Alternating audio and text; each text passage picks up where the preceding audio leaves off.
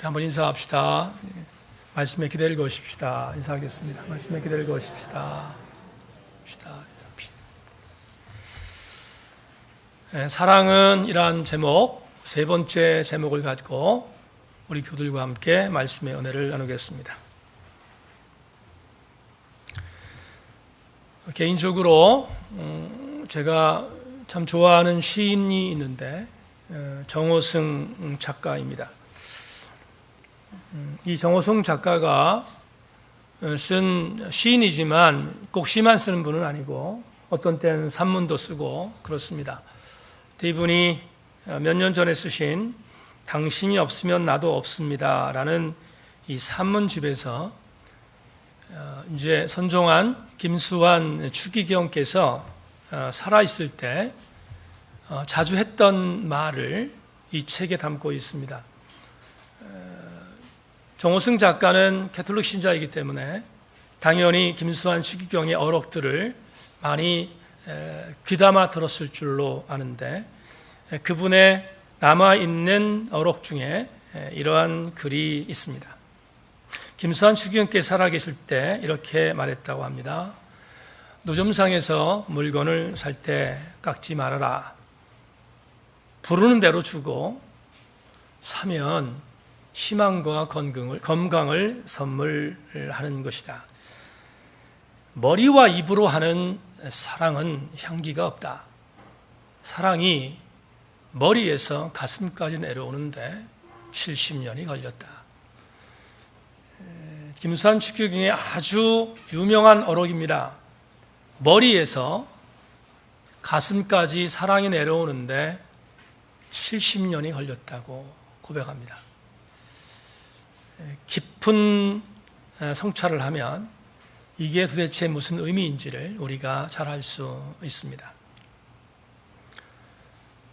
정호승 작가는 이 이야기를 한 이 책에서 또 다른 한 분을 소개하고 있는데 우리나라의 장애인들을 돕고 있는 유명한 푸르메 재단 이사이신 백경학 씨의 글을 하나 소개하고 있습니다.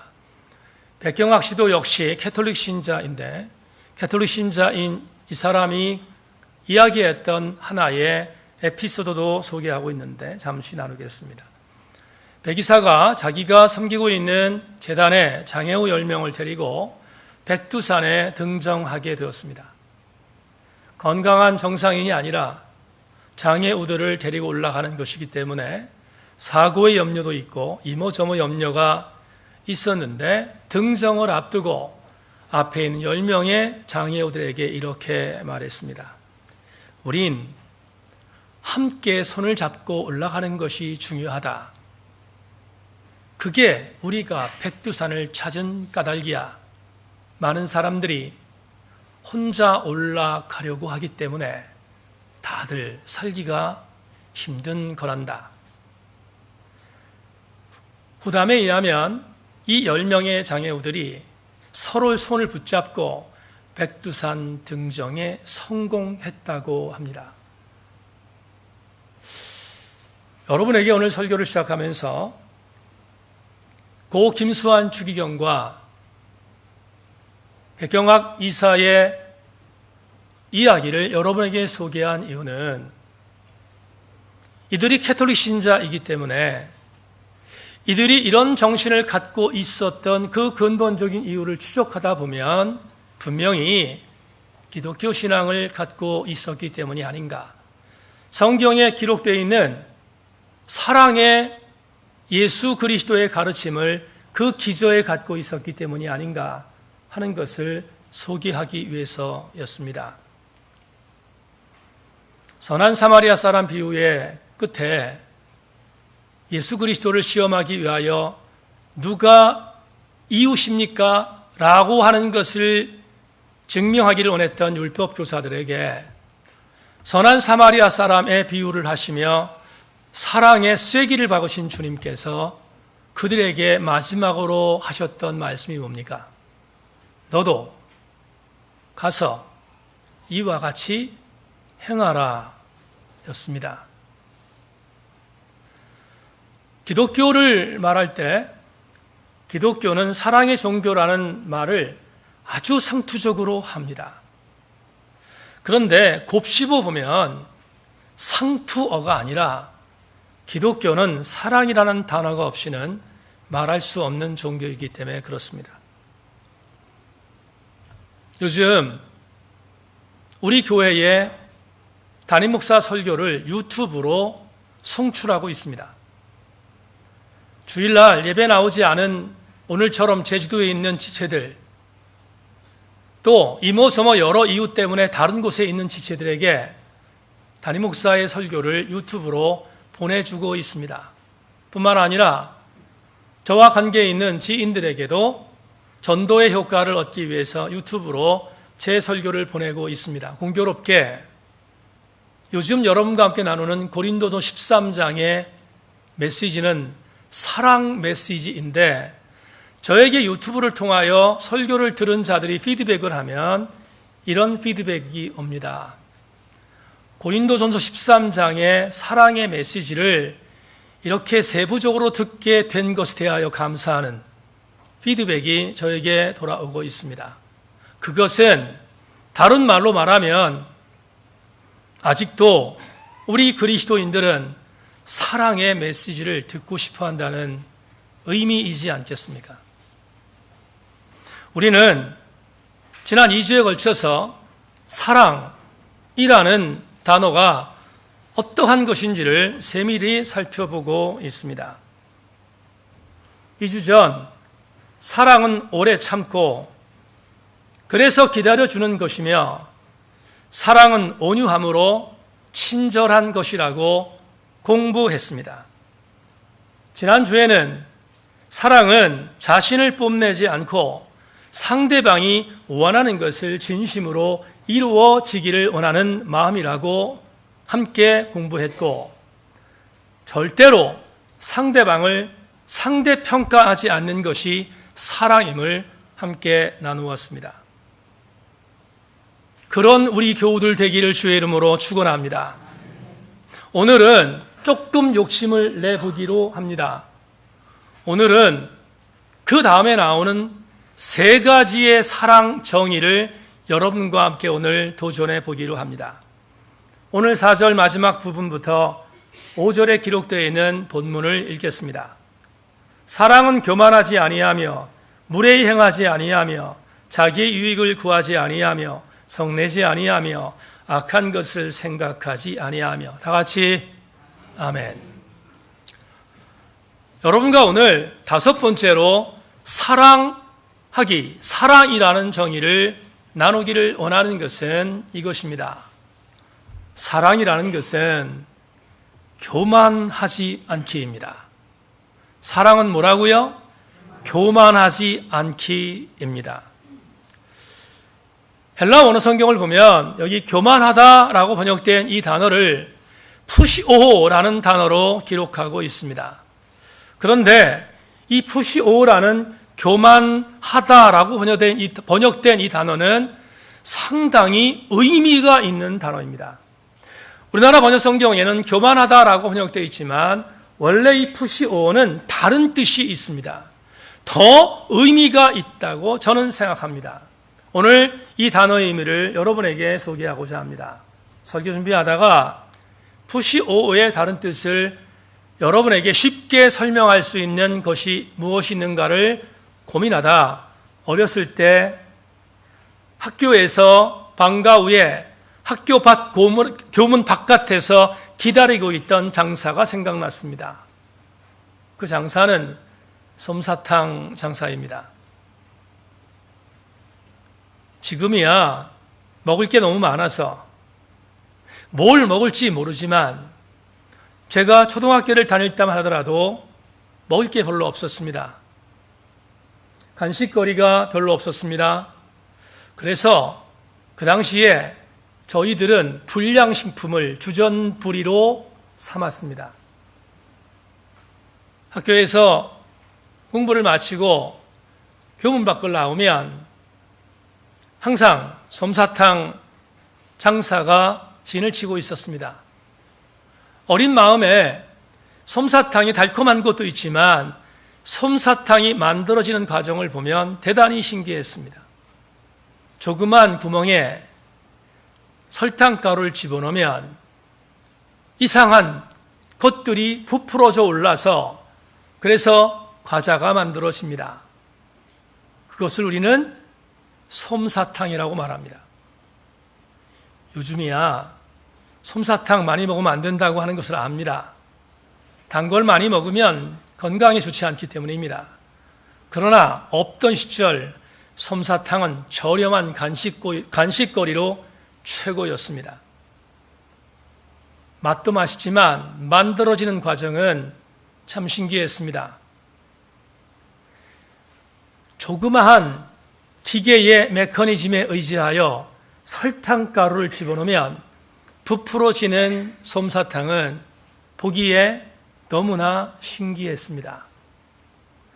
솜사탕이 만들어지는 과정을 어떻게 변합니까? 설탕가루를 집어넣으면 부풀어집니다.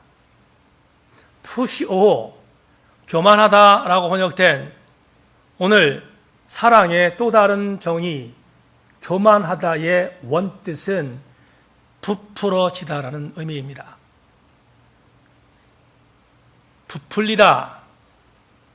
우리는 우리나라의 언어 중에 부풀리다라는 단어를 쓰고 있습니다. 그런데 이 부풀리다가 왜 교만하다라는 단어로 쓰였을까? 이렇게 해석해 보면 좋을 것 같습니다. 나라는 사람이 있습니다. 나라는 사람이 갖고 있는 것을 자아 정체성이라고 합니다. 그런데 내가 갖고 있는 자아 정체성을 정직하게 말하면 남들이 알아주지 않을 것 같은 염려, 내가 가지고 있는 자아 정체성이 스스로 별 볼 일 없다고 생각해서 남들의 눈에 띄기에 두려운 나머지 내 자아의 정체성을 내 것이 아닌 것보다 부풀리는 작업을 우리는 무엇이라고 해석하는가? 교만한 것입니다. 내 것을 정직하게 말하지 않고 내 것을 부풀리는 이유, 그것은 내가 나를 자신 없어 하기에 내 스스로를 부풀림으로 인하여 내가 남들보다 낫다는 것을 선언하는 교만의 행위인 것입니다. 성경은 이 부풀리는 행위에 대하여 적극적으로 저지하고 있습니다. 성경은 교만에 대하여 조금도 양보하고 있지 않습니다. 구약 성경의 한 내증을 여러분과 함께 나누기를 원합니다. 모세가 출애굽기 19장을 보면 시내산에 올라가서 40주야를 거주하게 됩니다.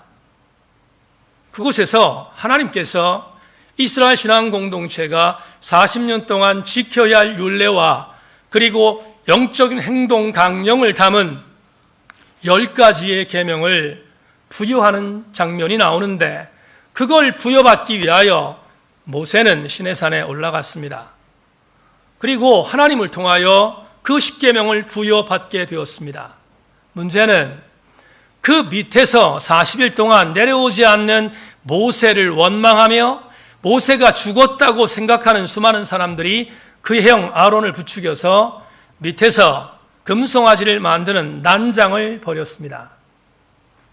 40일 만에 시내산에서 내려온 모세는 밑에서 금송아지 우상을 만들고 이것이 우리 하나님이라고 떠버리고 있는 수많은 이스라엘 신앙 공동체에 분노하여 하나님이 내려주었던 두 돌판을 가지고 와서 그 금송아지를 부셔버렸습니다. 하나님이 주신 두 돌판이 사라진 것입니다. 그렇게 첫 번째의 시내산 돌판은 허무하게 사라져버렸습니다. 하나님은 이스라엘 신앙 공동체를 포기하지 아니하고 다시 한번 모세에게 시내산에 올라올 것을 명령하셨습니다. 그리고 모세는 하나님의 명령에 따라 다시 시내산에 올라가서 하나님의 두 돌판을 받게 됩니다. 그리고 그 돌판을 받은 뒤 그 돌판을 갖고 다시 시내산 밑으로 내려오는 장면을 출애굽기 34장 29절로 35절에 기록하고 있습니다. 여러분, 대단히 중요한 성경 구절을 읽어드립니다. 주목해 주시기를 부탁합니다.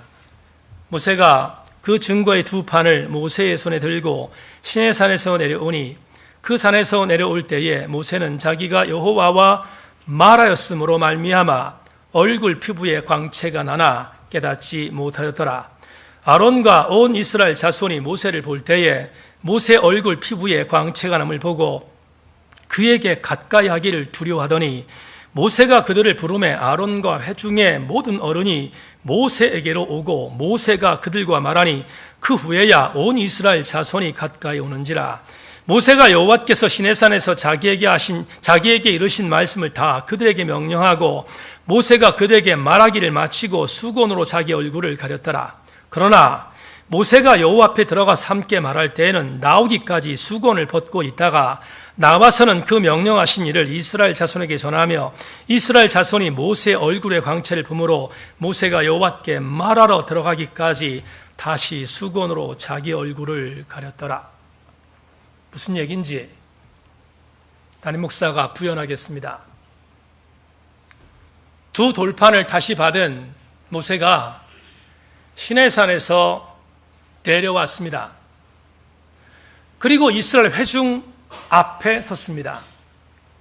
대단히 중요한 것은 모세가 두 돌판을 갖고 시내산에서 내려올 때 출애굽기 기자가 묘사한 것에 의하면 모세의 얼굴에서 광채가 났다고 소개합니다.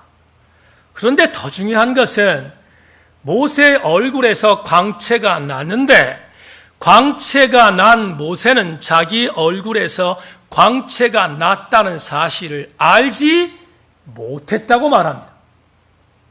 오늘 본문에 기록되어 있는 출애굽기 34장에 있는 이 말씀은 오늘 우리한테 대단히 중요한 영적 교훈을 주고 있습니다.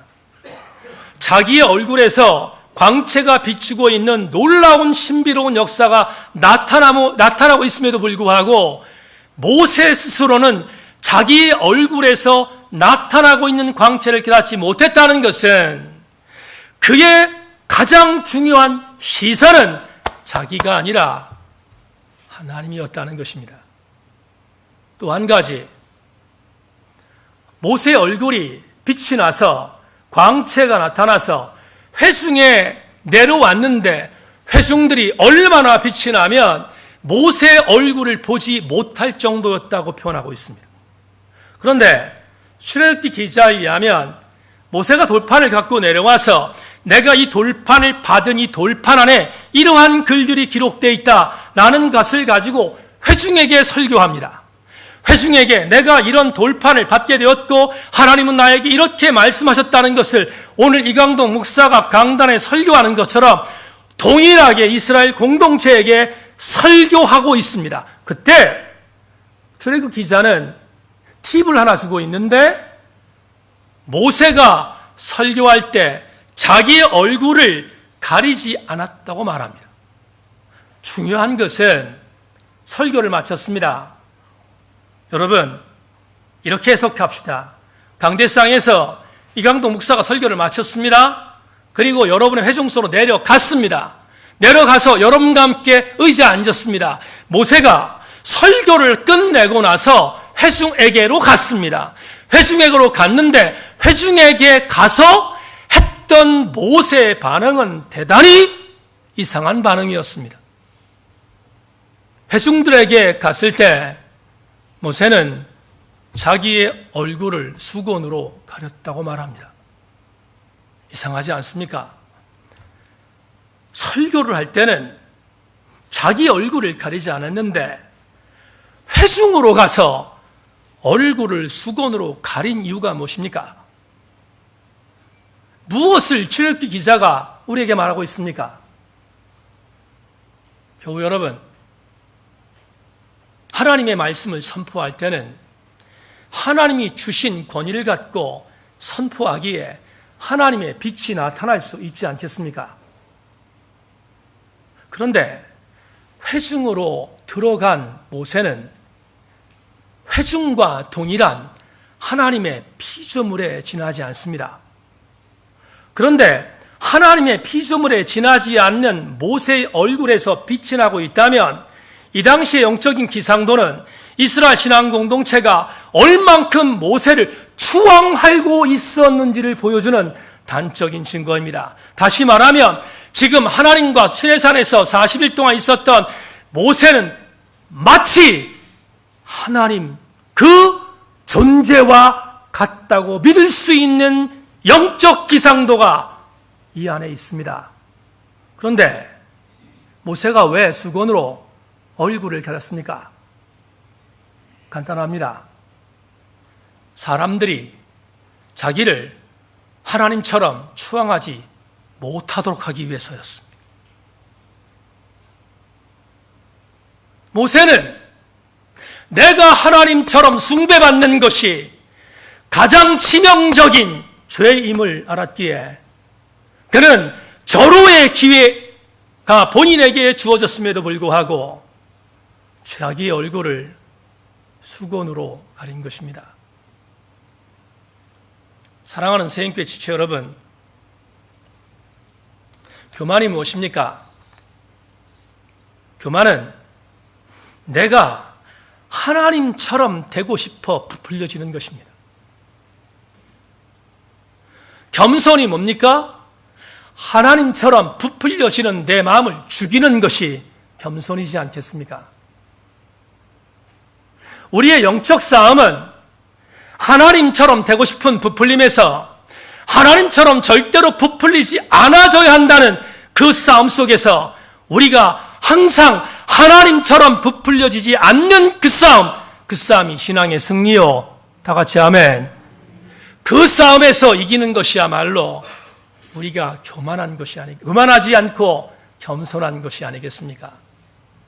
사랑은 자기를 부풀리지 아니하고 있는 그대로의 나약함을 고백하고 상대방에게 내 겸손함을 그대로 보여주는 것, 그게 바로 사랑하기인 것입니다. 미국 풀로 신학대학 총장을 역임한 리처드 마우 교수가 무례한 기독교라는 책을 썼는데 이 무례한 기독교에서 이렇게 갈파한 적이 있습니다. 우리의 삶에서 우리를 성화시키는 그 은혜가 궁극적으로 승리하게 하려면 먼저 승리주의 정신을 버려야 합니다. 우리가 고대하는 그 승리는 우리 것이 아니고 바로 그 어린 양의 승리이기 때문입니다. 그러므로 승리주의가 아니라 도리어 겸손히 하나님 나라가 완전히 임할 것을 바라보며 순례의 길을 걷고 있는 우리 피조물에게 가장 어울리는 태도입니다. 어제 TV 다시 보기를 통하여 이스라엘 겨울 여행을 했던 이강돈 목사와 함께하는 텔레비전 프로그램을 잠시 보았습니다. 나사렛에 예수 탄생 기념교회에 들어가는 문을 저도 들어가 보았지만 다시 텔레비전에서 보는 것을 보며 그때의 감동이 되살아났습니다. 나사렛에 지어져 있는 예수 탄생 기념교회에 들어가는 문은 반드시 우리의 고개와 허리를 숙여야 들어갑니다. 문이 작기 때문입니다. 예수 그리스도께서 우리에게 주신 사랑을 그대로 실천하는 그리스도인이라면 내가 당신보다 낫다는 승리주의의 착각에서 빠져나가고 나도 주님이 보여주신 대로 허리를 굽히는 겸손함으로 무례하지 않은 것을 보여줄 때 그게 바로 사랑하기임을 명심하고 여기에 나와 있는 2부 예배의 모든 교우들마다 무례하지 않기를, 교만하지 않기를 주님의 이름으로 축원합니다. 여섯 번째로 사랑하기를 오늘 바울은 5절 전반절에서 이렇게 보고합니다.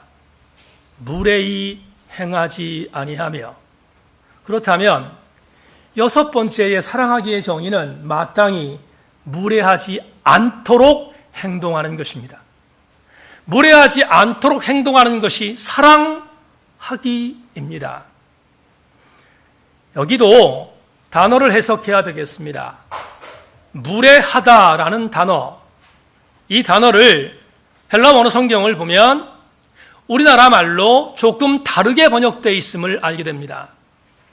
물론 무례히 행하다라고 하는 단어로 번역되는 것이 틀린 번역은 아니지만 본문에 있는 이 무례하다라고 기록되어 있는 헬라어 아스케모네오라는 이 단어는 격에 맞지 않는 일을 행할 때 쓰는 단어입니다.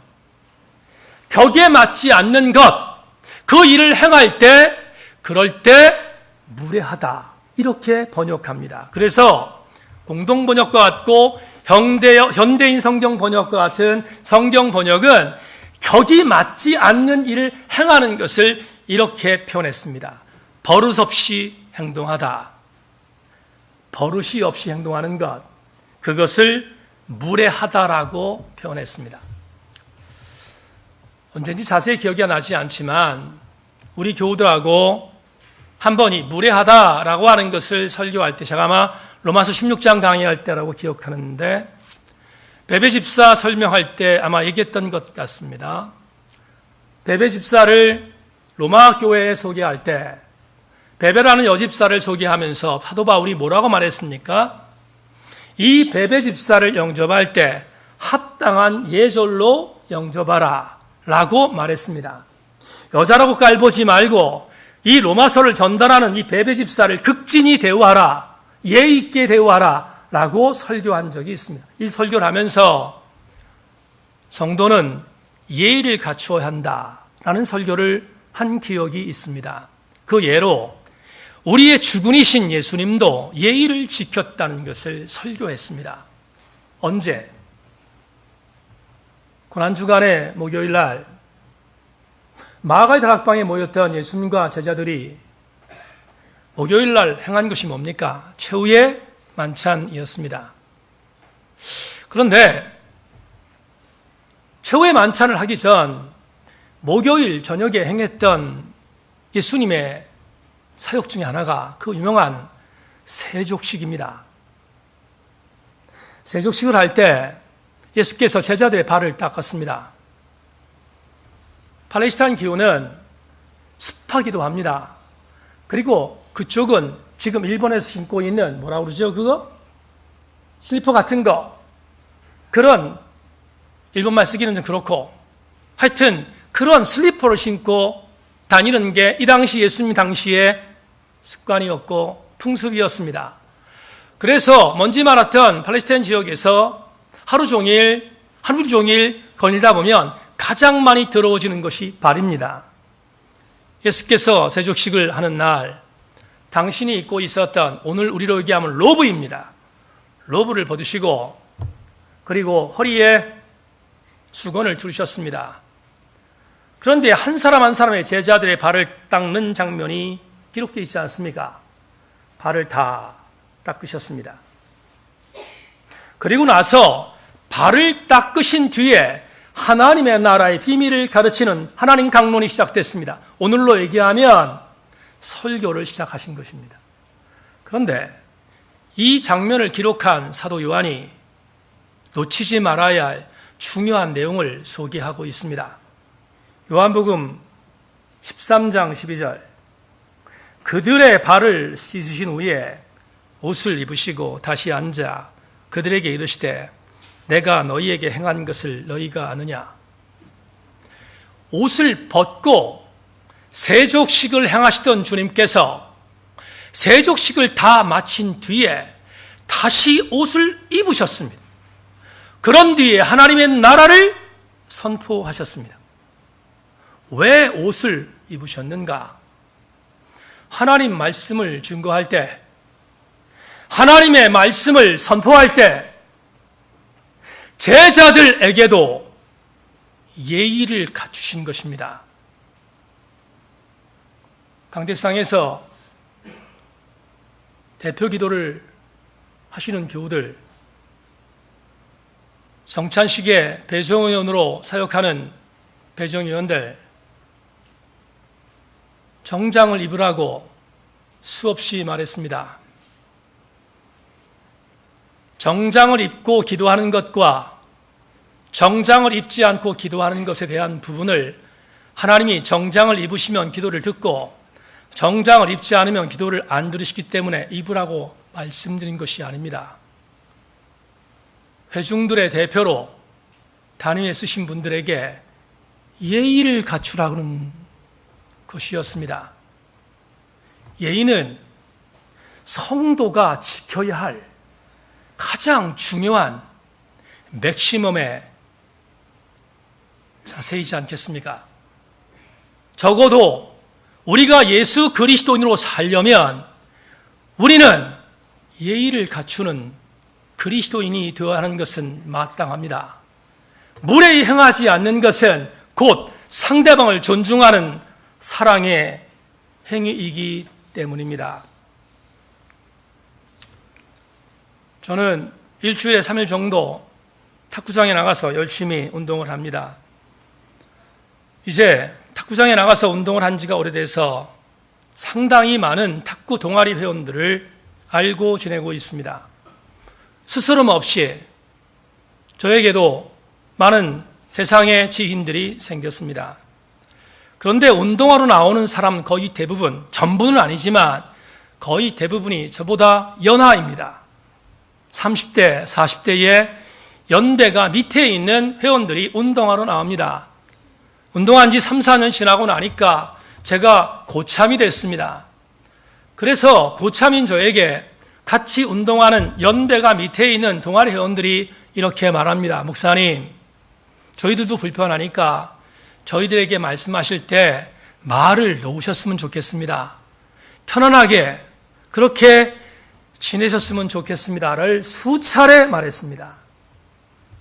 그런데 탁구 동아리 회원에 등록한 이후 4년 동안 제 밑에 있는 연배들에게 지금까지 단 한 번도 존칭을 빼놓지 않습니다.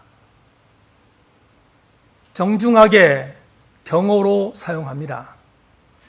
이유가 뭘까? 왜? 불편하게 만들기 위해서 그러는가? 그렇지 않습니다. 적어도 사람들의 영혼을 책임지는, 지금 그들은 예수를 믿지 않지만 사람들의 영혼을 책임지는 역사는 예의가 있다는 사실을 음으로 양으로 보여주고 싶었기 때문입니다. 누군가를 존중하고 누군가를 배려하고 누군가를 사랑한다면 여러분, 무례히 행하지 않기를 소망합니다. 무례히 행하지 않는다는 것은 내가 상대방을 존중한다는 의미이기 때문에 그렇습니다. 아픈 이야기 하나 하겠습니다. 제 직전교회 담임 목사가 화마에 의해서 세상을 떠났습니다. 개인적으로는 선배이고 또 개인적으로는 저에게 애증이 있는 사람이기 때문에 장례 기간 동안 그리고 지금까지도 극도로 말을 조심하고 있습니다. 그런데 인터넷에 우연히 직전교회 담임 목사 장례식이 영상으로 올라와 있는 영상 출연이 있어서 관심이 있어서 보게 되었습니다. 낯익은 얼굴들이 한 목회자의 죽음에 대하여 애도하고 아파했습니다. 같은 마음으로, 애증을 다 떠나서 같은 마음으로 아파하며 영상을 보았습니다. 그날 아주 엄숙하게 장례식이 진행됐습니다. 이제 장례식 예배에 설교를 맡은 설교자가 단위에 올라섰습니다. 그분은 저 또한 너무나 잘 아는 신학교 선배이십니다.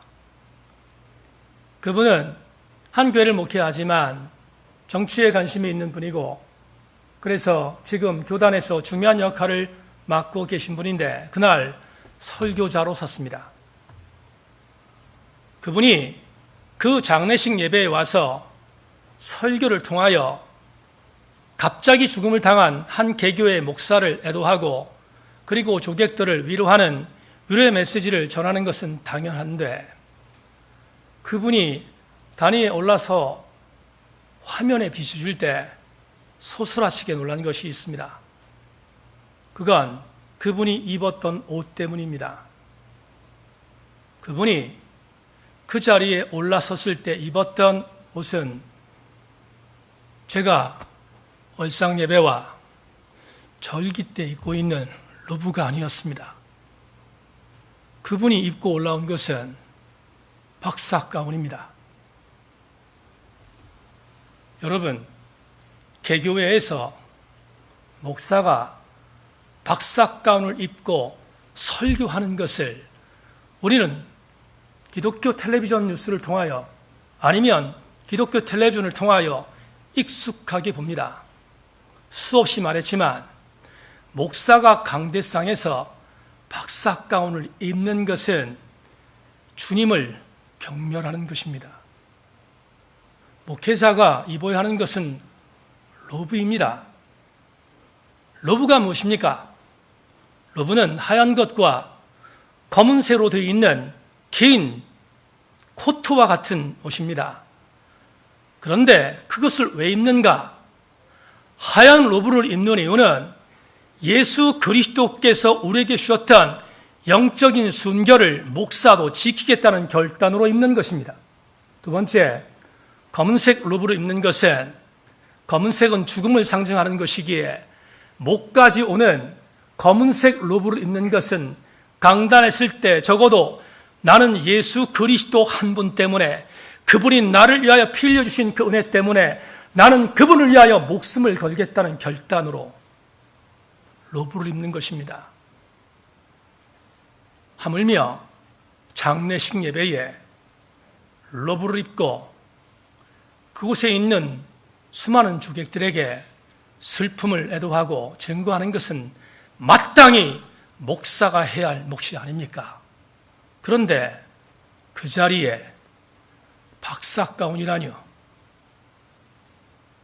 사랑하는 교우 여러분, 상대방에게 무례를 행하지 않는 것은 상대방의 형편에 대한 것들을 이해하고 배려하는 것을 전제합니다.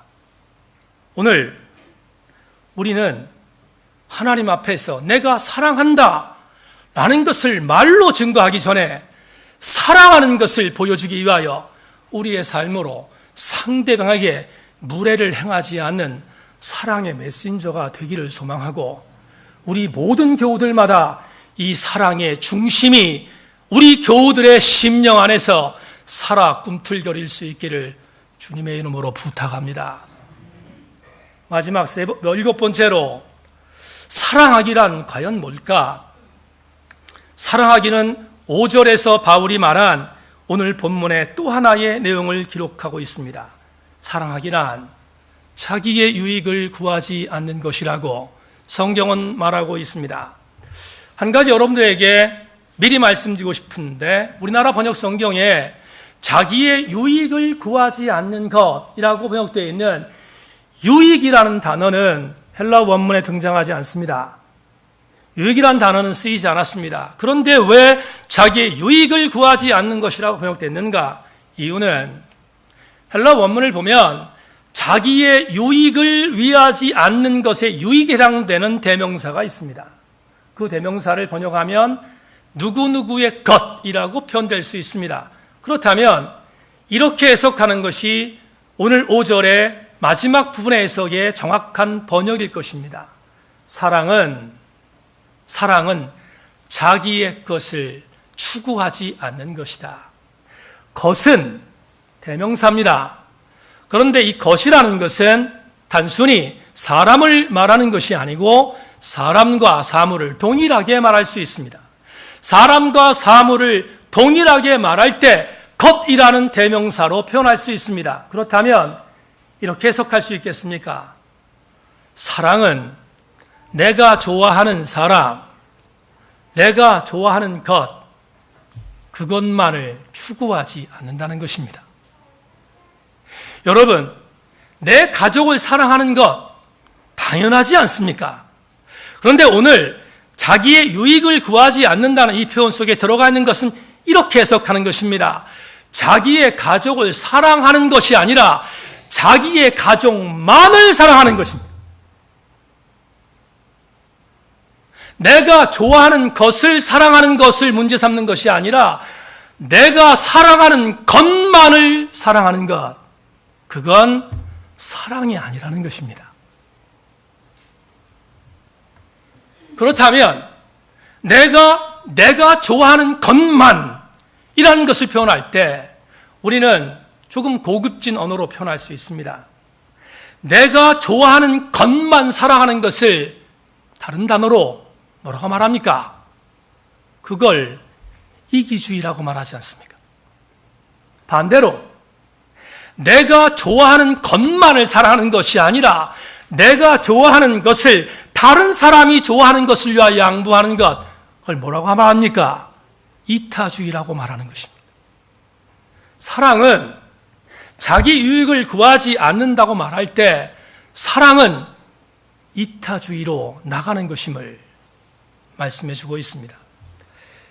이 내용을 말하기 위해서 이기적인 사랑이 아니라, 이기적인 것이 아니라 이타적 사랑을 생각하다 보니까 갑자기 예전에 읽었던 글 하나가 생각이 나서 그 글을 여러분에게 소개하고자 합니다. 사실은 이 책을 읽을 때 정말 많이 울었기 때문에 펑펑 울었던 기억이 있습니다. 이 책을 읽을 때 저희 어머님이 치매로 요양병원에 입원 중이셨기 때문입니다. 저를 잘 알아보지도 못하는 그런 상황에 이 책을 읽게 돼서 참 많이 울었던 기억이 있습니다. 오늘 그 부분만 조금 길지만 읽어드리겠습니다. 여러분들의 감동이 될 것 같아서 읽겠습니다. 지난 여름이었습니다. 가세가 기울어 갈 곳이 없어진 어머니를 고향 이모님 댁에 모셔다 드릴 때 일이었습니다. 어머니는 차 시간도 있고 하니까 요기를 하고 가자시며 고깃국 먹으러 가자고 하셨습니다. 어머니는 한평생 중이염을 알아 고기만 드시면 귀에서 고름이 나오곤 했습니다. 그런 어머니가 나를 위해 고깃국을 먹으러 가자고 하시는 마음을 읽자 어머니 이마에 주름살이 더 깊게 보였습니다. 설렁탕 집에 들어가 물수건으로 이마에 흐르는 땀을 닦았습니다. 더울 때일수록 고기를 먹어야 더위를 안 먹는다. 고기를 먹어야 하는데 고기 국물이라도 되게 먹어둬라. 설렁탕에 다대기를 풀어 한 대 숟가락 국물을 떠 먹었을 때였습니다. 어머니가 주인 아저씨를 불렀습니다. 주인 아저씨는 뭐 잘못된 게 있나 싶어 고개를 앞으로 빼고 의아해하며 다가왔습니다. 어머니는 설렁탕에 소금을 너무 많이 풀어 짜서 그런다며 국물을 더 달라고 하셨습니다. 주인 아저씨는 흔쾌히 국물을 더 갖다 주었습니다. 어머니는 주인 아저씨가 안 보고 있다 싶어지자 내 투가리, 뚝배기지요? 내 투가리에 국물을 부어주셨습니다. 나는 당황하여 주인 아저씨를 흘끔거리며 국물을 더 받았습니다. 주인 아저씨는 우리 모자의 행동을 넌지시 보고 애써 시선을 애명해 주는 게 역력했습니다. 나는 국물을 그만 따르시라고 내 투가리로 어머니 투가리를 툭 부딪혔습니다. 순간 부딪히며 내는 소리가 왜 그리 서럽게 들리던지 나는 울컥 치받치는 감정을 억제하려고 설렁탕에 만 밥과 깍두기를 마구 씹어댔습니다. 그러자 주인 아저씨는 우리 모자가 미안한 마음을 안 느끼게 조심 다가와서 성냥깡만한 깍두기 한 접시를 놓고 돌아서는 것이었습니다. 일순간은 참고 있었던 눈물을 찔끔 흘리고 말았습니다. 나는 얼른 이마에 흐른 땀을 훔쳐내려 눈물을 땀인 양 막 만들어 놓고 나서 아주 천천히 물수건으로 눈동자에서 난 땀을 씻어냈습니다. 그러면서 속으로 중얼거렸습니다. 눈물은 왜 짠가? 눈물이 왜 짭니까? 여러분, 눈물이 왜 짭니까? 어머니의 눈물은 짭니다. 이 어머니는 창피함, 이 어머니는 부끄러움, 이 어머니는 남의 눈치에 보이지 않았습니다. 아들에게 돈이 없어서 아들에게 그냥 고기 국물이라도 더 먹여야 되겠다는 한 가지의 사랑 때문에 이렇게 행한 것입니다. 이 글을 읽을 때 저희 어머님은 저를 알아보지 못했습니다. 갑자기 생각났습니다. 저를 공부시키시기 위해서 무능했던 아버지는 뒷짐지고 있었습니다. 저희 아버님은 무능했습니다. 그러나 어머니는 무능하지 않으셨습니다. 양쪽 팔에 옷을 벗어제치고 자식들을 위해서 목숨을 거셨습니다. 유대인의 속담에 이런 속담이 있다고 하지요. 하나님은 모든 곳에 다 계실 수 없어서 사람들에게 어머니를 파송했다. 정답이지 않습니까? 우스갯소리 할까요? 돌아가신 황승환 박사님이 한번 텔레비전에서 이런 얘기하는 걸 들었습니다.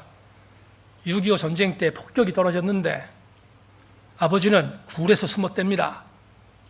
그런데 어머니는 나를 움켜 안았다고 그러면서 그분이 이렇게 말합니다. 아버지한테 잘하지 마세요. 엄마한테만 잘하세요. 생각이 났습니다. 어머니가 왜 목숨을 걸었습니까? 어머니는 왜 목숨을 걸고 자식을 사랑합니까? 이유는 한 가지입니다. 그는 자식 앞에서 당신이 갖고 계신 이기성을 포기했기 때문입니다. 이기성을 포기한 사랑은 유대인의 속담에 의하면 하나님 사랑에서 가장 가깝다고 말하고 있지 않습니까? 미국의 워싱턴 사김의 교회 담임으로 심무하시는 김영복 목사님께서 신경숙 작가 기억하시죠? 엄마를 부탁해라는 유명한 소설을 표절시빙이 있었지만 그 신경숙 작가가 쓴 엄마를 부탁해라는 소설을 갖고 본인의 교회에서 설교한 설교집을 냈습니다. 그게 엄마가 희망입니다라는 책입니다. 거기에 이런 글이 있습니다. 아버지는 포기하고 허공만 보고 있을 때 어머니는 무언가를 만들어내셨습니다. 자식들이 돈이 필요하다면 없는 살림에도 어떻게든 만들어내셨고 쌀독에 쌀이 떨어져도 어떻게든 먹을 것을 만들어냈습니다. 어떻게 이런 일이 가능했을까요? 사랑은 기적을 만들어내기 때문이고 무로부터 유를 창조하는 능력은 하나님께만 있는 것인데 우리 어머니들은 그런 능력을 가지고 있는 듯 하기 때문입니다. 사랑하는 교우 여러분, 말씀을 맺으면서 여러분에게 이렇게 선포하고 싶습니다. 사랑은 내 것만을 추구하지 않습니다. 사랑은 이기성을 포기하는 것입니다.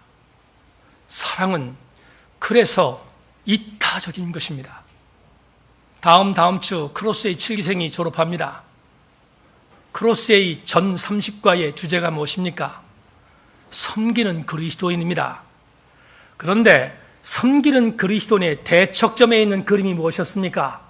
6기까지 공부하신 여러분, 크로스웨이에 섬기는 그리스도인의 대척점에 있는 그림이 무엇이었습니까? 이기주의이지 않았습니까? 말씀 맺겠습니다. 미국의 멜로파크 장로교회에 담임으로 수고하는 존 오트부그 목사께서 내 영혼은 무엇을 갈망하는가라는 책에서 이렇게 갈파한 적이 있습니다. 당신이 하나님보다 더 중요하게 여기는 것은 영원히 헌신하고 있다면, 당신이 하나님보다 더 중요하게 여기는 것에 영원히 헌신하고 있다면 그것이 바로 우상이다. 이 책을 읽고 난 뒤에 제 책을 보니까 거기에 사족이 하나 있어서 소개합니다. 멜로파크의 존 오트그 목사가 이렇게 말한 그 밑에 이렇게 썼습니다. 그 우상은 바로 이기주의이다. 이제 노래 하나를 부르려고 합니다. 오늘 여러분과 함께 노래를 부르려고 하는 것은 찬송이 아닙니다. 설교를 준비하다가 이 노래는 복음성과 같다 생각이 들어서 가요를 하나 부르겠습니다. 무슨 교회에서 가요를 부르나 가요라고 생각하지 말고 가사를 생각하시면서 이 노래를 부르고 오늘 담임 목사의 설교에 함께 매치하는 시간이 되었으면 좋겠습니다. 어제 제가 LP판으로 먼저 이 노래를 들었는데 너무 은혜가 됐습니다. 함께 이 노래 부르고 그리고 기도하겠습니다.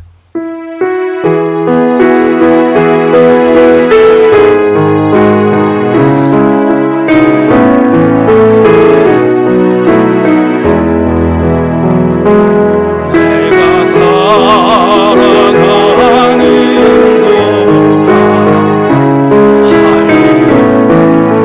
일 하나 있지. 바람 부는 벌판에 서 있어. 나는 외롭지 않아. 그러나 솔잎 하나 떨어지면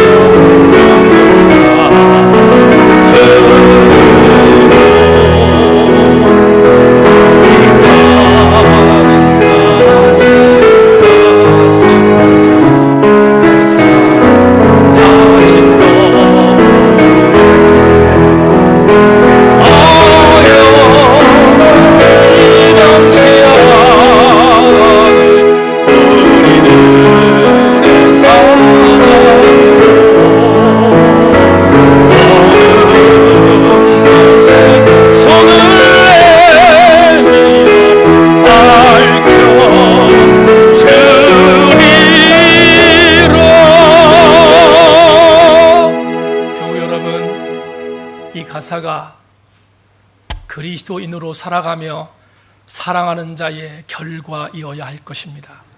우리 함께 사랑의 메신저 되기를 주님의 이름으로 축원합니다.